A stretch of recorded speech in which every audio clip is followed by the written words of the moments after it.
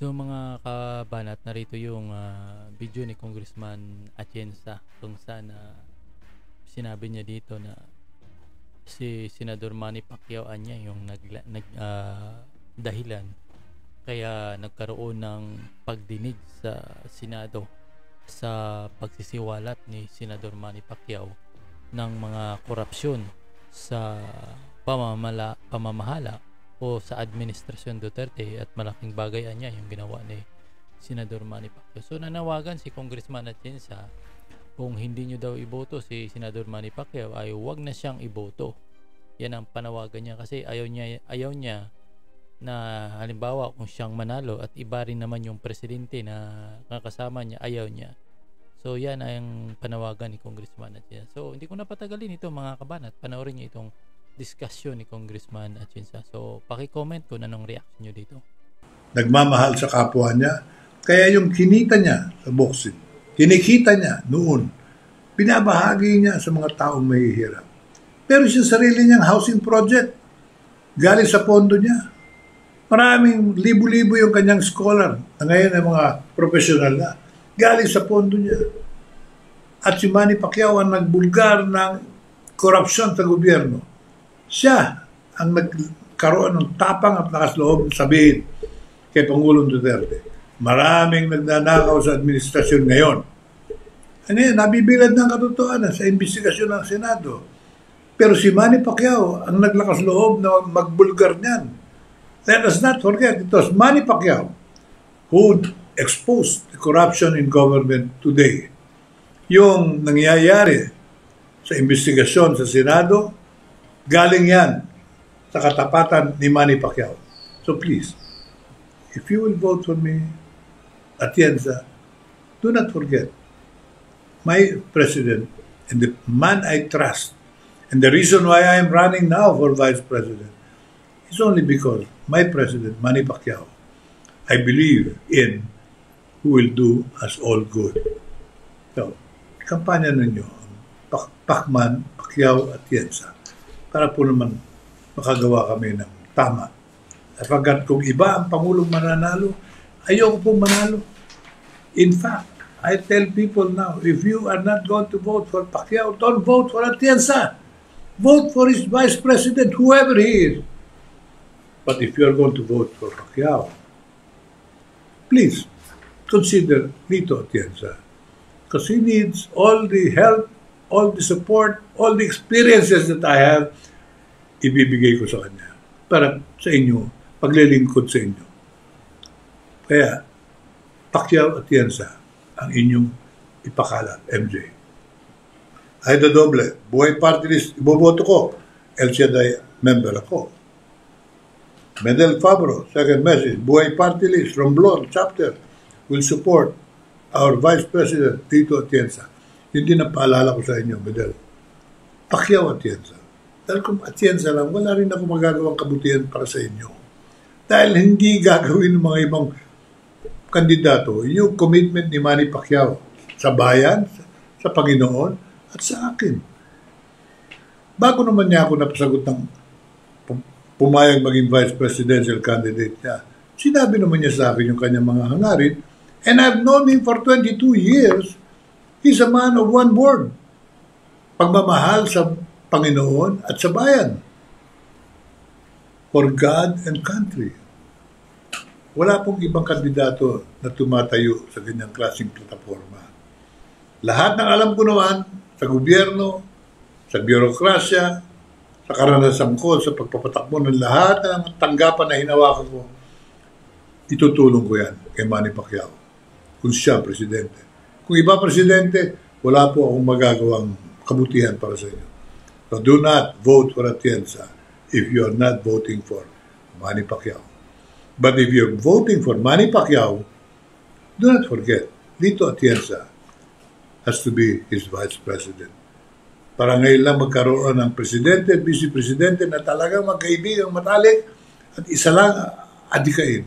Yan na tayong lahat sa kahirapan, maganap ang magandang plano ng Panginoon sa Pilipino. Masaya, maunlad na pamumuhay at hindi nilalamangan at pinagnanakawan lamang ng mga namumuno. MJ ako. Si MJ Ulito. Kung, pag-greet naman po si Father J. Flandes, ang Filipino chaplain naming OFWs dito sa Hong Kong. Father J. Flandes, maganda at kailangan yung guidance mo at inspiration mo sa ating mga kababayang nasa Hong Kong. Pagpatuloy mo yan, Father, sapagkat ang mga Pilipinong hiwalay sa kanilang mga pamilya dahil sa trabaho, ay kailangan merong spiritual inspiration na sa'yo nagmumula. Congratulations, Father, sa ginagawa mo yan. Malaking tulong yan para sa mga Pilipino na wala sa kanilang pamilya upang magtrabaho at kumita ng marangal na matulungan ang kanilang mga pamilya dito sa Pilipinas. At ang OFW ngayon, ang siyang nagdadala ng ekonomiya ng bansa. Kaya yung ginagawa mo, Father, ay tulong hindi lang sa mga OFW mismo, tulong yan para sa bansang Pilipinas. For God and country. Congratulations, Father. Chairman Richard Salazar, Kong Lito, ang ganda po ng polo nyo. Bagay sa akin para po sa birthday ko. Ingat po kayo. God bless you. Chairman Richard, pagdadala ko sa iyo, polo shirt ko sa iyo. Yung suit ko nung kahapon, nung Biyernes. Tony Sabangan, good PM po, Vice President dito. Chairman Lisa Rocha, magandang hapon po, soon to be Vice President. Deputy Speaker Kong dito. Nits Aloro, Kong, yung ibang partido may kanya-kanyang color code. Ano po kaya sa atin? Ang alam ko red, white, and blue. Red, ito ang aking suot. Hindi ko nababaguhin ito sapagkat ito talaga ang aking suot noon pa man. Dekada na nakaraan. Pero alam ko ang color code ng partido namin ay red, white, and blue. Mga kulay yan ng ating bandila para mapaalala sa atin lahat palagi. Mahalin natin ang Pilipinas, ang bansang ating sinilangan. Kaya yung kanta natin every end of the broadcast, Pilipinas kong mahal, upang ipaalala sa akin, tayo'y Pilipino, nagmamahal sa Pilipinas, at patuloy natin paglilingkuran.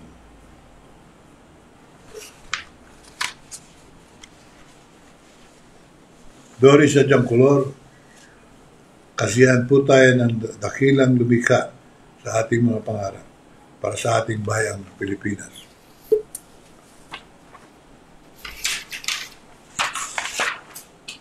Jose Molina, from Glendale, Arizona.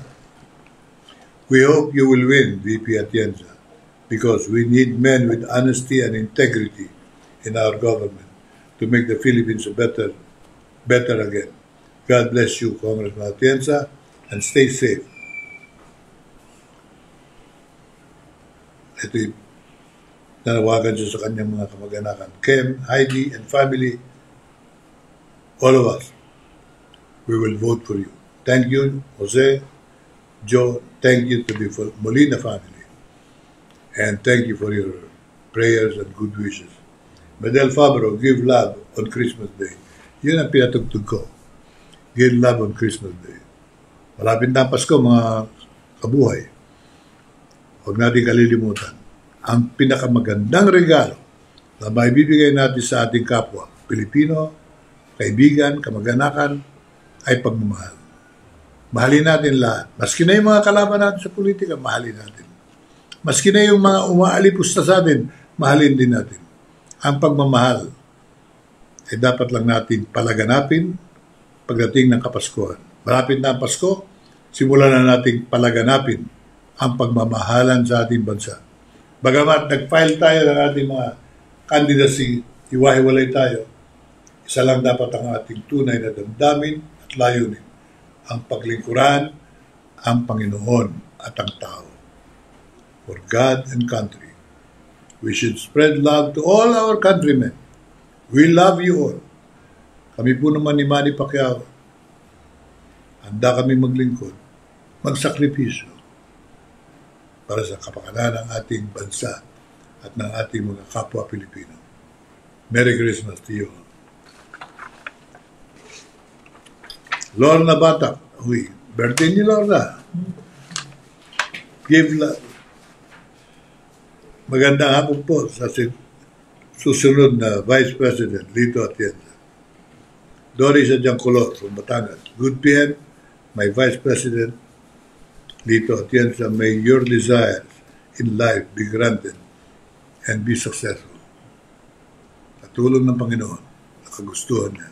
At sa tulong ninyo, magtatagumpay ang ating hangarin. Merly Villanueva, mabuhay po Kong Lito Atienza. Advance Merry Christmas po. Merry Christmas din sa iyo. Pakaganapin natin ang pagmamahalan. Ha? Give love on Christmas Day, sabi ni Sarah Heronimo. Yan din ang ating isinisigaw dito sa ating programa. Pakalati ng pagmamahalan sa loob ng ating bansa at sa labas. Paratingin natin ang init ng ating pagbati sa ating mga kapatid na Pilipino, hiwalay sa kanilang pamilya sapagkat nagtatrabaho sila ng tapat, puspusan, upang makapagpadala sila ng pera sa kanilang pamilya. Kung wala ang OFW ngayon, na minamaliit ng marami nung mga nakaraang panahon, matagal nang nakadapa ang ekonomiya ng Pilipinas. Ang bumubuhay lang sa ekonomiya ng Pilipinas ngayon ay yung salapi na nanggagaling sa mga Pilipinong nagtatrabaho sa abroad. And I said it then, I will say it again. If all the OFWs will vote in the next election, nakatitiyak akong mahusay ang mananalo. Kapag ang mga OFW, alam nila kung ano ang mahusay na pamumuno, sila ay benepisyaryo ng mga mahusay na gobyerno kung saan man sila naroon. Hong Kong, Singapore, Japan, America, Europa, Canada, Middle East. You are benefiting from good government programs and principles. So you choose the right people to lead our nation. Dahil nasa labas kayo, hindi kayo madadala ng salapi, hindi kayo pwedeng bilhin sa boto nyo. Dahil nasa labas kayo, hindi kayo pwedeng takutin. Kaya yung boto ng OFW para sa akin, pinakapuro yan, pinakamalinis yan, at galing yan sa kanilang full awareness of what good government can do to a people. Pag bumoto lahat ng OFW, 10 milyon kayong mahigit, mananalo yung ibinoto nyo lahat. Please do not forget Pacquiao and Atienza.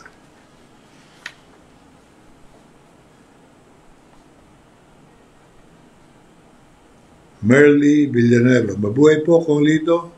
Advance Merry Christmas to you. Arlene Verdon, magandang buhay, sir, watching from Barangay Baculanad, Santa Fe, Leyte.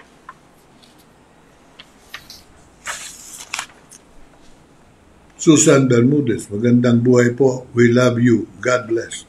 Lorlina Agustin, you're my number one idol. Thank you, ha? Lorlina and Susan. Nits Aloro, tahimik lang ang Pacquiao Atienza tandem. Di kagaya ng ibang kandidato na laging laman ng social media. Sana magulat na lang sila pagbilangan na. Yun ang inaasahan ko. Minamata-mata si Pacquiao, wala raw diploma sa mamahaling pamantasan, diploma galing sa Amerika. Hindi importante yan. Ang importante sa akin, yung boto ninyo. Pag bumoto kayo lahat, magugulat sila sa resulta ng halalan. Panalo si Pacquiao. And I hope, panalo rin si Atienza. Para magkaroon tayo, maramdaman naman natin ang pagbabago. Yung tunay na gobyerno tumitingin sa tao. Hindi yung tumitingin sa salapi. Nawawala yung pera ng mga kagawaran. Nawawala yung pera ng magsasaka. Nakalimutan na ba niyo yung malaking skandalo sa magsasaka? Yung fertilizer scam? Naubos yung kulang-kulang 1 bilyon? Wala naman nagpunta sa magsasaka? Pinaghati-hatian ng mga politiko. Nakakahiya. Pero nakakaiyak din. Bakit ninanakaw yung pera ng pantulong sa mga nangangailangan. Agrikultura, magsasaka, kailangan tulungan, bigyan ng paraan upang magtagumpay sa kanilang bokasyon. Paano uunlad yan kung yung pera para sa fertilizer ng kanilang pananim ay binubulsa ng mga dinadaanan ng pera? Alam naman niyo yung fertilizer scam. Hindi naman siguro bago para sa inyo yan. Huwag niyong kalimutan, pag boto ninyo, yung mga nasangkot dyan sa pagnanakaw na yan, huwag na niyo iboto. Yung boto tayo ng boto dahil sa nabobola tayo ng mga, alam niyo, magandang lalaki, magandang babae, magandang humili, boboto ko. Marunong umiyak, boboto ko. Namatay yung kanyang asawa, boboto ko. Namatay yung kanyang kamag-anak, boboto ko. Iboto ninyo yung inyong pinaniniwalaan, hindi kasangkot sa pagnanakaw. Yun ang aking naisidiin. Pag-aralan nyo, saan nagbumula yung inyong tinitignan na magiging leader ng bansa natin? Jocelyn Sacro, mabuhay po kayo. Number 1 kayo sa amin. God bless po. Chairman Beth Capapas, good PM, Kong Lito, we are here to support you. Esmeralda de Claro, mas mainam po yung tahimik sa laban. Pinagpapala po sila. Huwag na lang po mag-ingay para di mag-away-away. Mainam po si Manny, tahimik. Tahimik lang po at hindi pumapatol sa kanila. Tama. Huwag niyong asahan si Manny Pacquiao makipagsiraan, makipagburahan sapagkat hindi ugali ni Manny Pacquiao yan. Hindi yan ang solusyon para sa ating problema sa bansang Pilipinas. Yung kayo marunong mang-insulto, kayo naliliit, minamaliit niyo isang mahirap na umangat sa kanyang kalagayan, hindi yan. Si Manny, hindi kayo gagantihan ng masakit na salita. Dahil hindi marunong magmura yan. Hindi marunong magmura. At hindi maninira yan. Sino pa man. Pero, ako na nagsasabi sa inyo, huwag naman yung kalimutan yung mga gumawa na ng kalokohan. Hindi na dapat ibalik pa sa kapangyarihan. Dahil kung paikot-ikot na lang ang mga namumuno, hindi tayo magkakaroon ng pagbabago kailanman. So please, pag inyong pinag-aralan, suriin, sino ang inyong tutulungan, isama ninyo sa inyong katanungan, ito ba'y nasangkot na sa pagnanakaw? Ito ba'y nasangkot na sa katarantaduhan? Wala na ibang pamantayan kundi yung maayos na pamamahala upang ang salaping nakalaan para sa mga iba't ibang sektor ng ating lipunan ay makarating sa kanila. Ano yung binulgar ni Manny Pacquiao na 10 billion na nawawala? Yung pantulong sa mahihirap. Sa Social Welfare Department na wala yan. Gumamit sila ng isang ahensya kung saan nagmula yung milagrong na wala yung pera na hindi nakarating sa dapat matulungang mahihirap. Sino yung mga kasangkot doon? Huwag naman ninyong baliwalain ang issue ng korupsyon. Sapagkat kung meron tayong problema sa Pilipinas, talagang number 1, kailangan asikasuhin ng bagong Pangulo. Corruption is number 1. Of course, kailangan asikasuhin ng COVID-19. Given na yon. Pero yung corruption, kailangan talagang harapin at sugpuin. Labanan at talunin. Sino makakagawa niyan? Sino? Isa-isa inyo lahat. Si Manny Pacquiao. At lalo-lalo na kung katulong si Lito Atienza. Josephine Paran, mabuhay mga kabuhay. Marivic Bornilla, good PM po sir. Doris Adjangcolor, pangalawang message nito. Tama po kayo. Love is the greatest gift of all. Sa gayon ay magkakaisa mga Pilipino. Mawawala na ang batuhan ng putik sa kapwa para maging matahimik ang ating bansa. Tama yung panawagan mo, Dory, pero suriin ninyo. Hindi ko sinasabing murahin ninyo. Pero huwag niyo iboboto. Nasangkot na sa kalokohan. Pakita naman natin, meron tayong respeto sa tamang asal respeto sa malinis na panunungkulan at pagtanggi sa mga nasangkot na sa kalokohan. Kagawad Noel ito, mabuhay po kayo and God bless. Kagawad, pagpatuloy mo paglilingkod mo, ako naman ay palaging tutulong sa iyo para makarating ang aking pagmamalasakit, ang aking pagmamahal ng mga tinutulungan mo rin. Huwag ka mahiya. Ang ginagawa mo ay pagtulong. Ang pinakamaliit na magagawa ko ay tulungan ka, patulungan ang mga mahihirap sa lugar mo. Lewor San.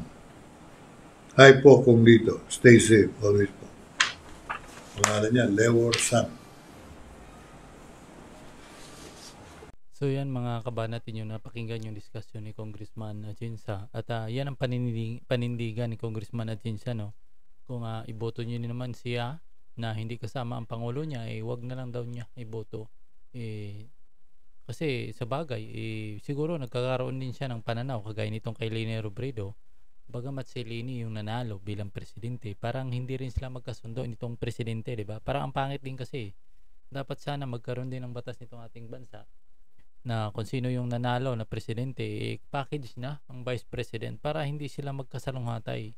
'Di ba? Parang Amerika. Ang Amerika, mga kabanat, iba yung takbo ng pagka-presidente doon. Halimbawa, ako, presidente. Once nga nanalo ako, ang vice president ko, automatic, sama na yan.